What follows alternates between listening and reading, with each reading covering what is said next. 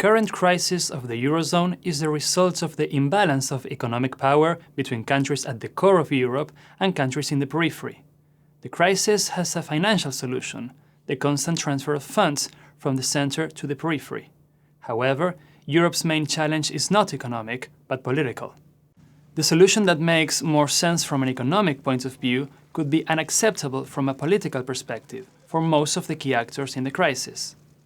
The European Union faces a basic dilemma.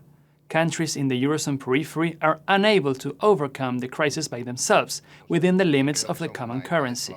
The combination of high debt, low growth, aging population and loss of competitiveness means that the Eurozone periphery needs money from an external source.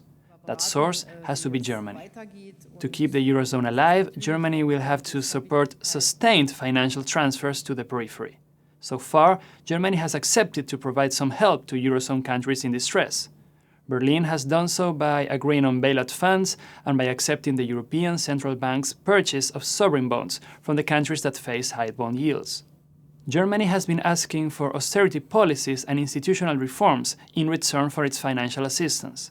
The system is now facing serious tensions, both within Germany and at the European level.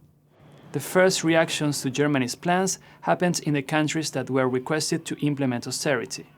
In countries such as Greece, Spain and Portugal, people protested against spending cuts in pensions, salaries, health and education.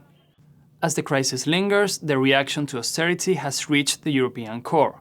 In France, the population chose socialist candidate François Hollande as their new president. Hollande campaigned against Germany-driven austerity and asked for growth measures in response to the crisis. The reaction against austerity has now reached Germany. In the two regional elections that were held in May, Angela Merkel's Christian Democratic Party was defeated by center-left parties. The opposition criticized Merkel's push for austerity, both in Germany and Europe. German opposition actively supported Hollande's campaign in France and asked for a similar political shift in Germany. This leaves Germany in a delicate situation.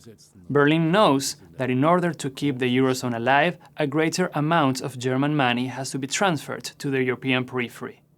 But Merkel also has to explain to German voters why their money should be transferred to peripheral countries with little financial discipline.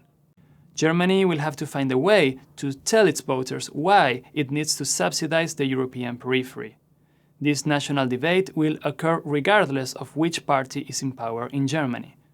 A Eurozone fully subsidized by Germany would make sense from a financial point of view, but it could be unbearable for populations both in Germany and the Eurozone periphery. Germany could then propose that all countries transferred more sovereignty to Brussels.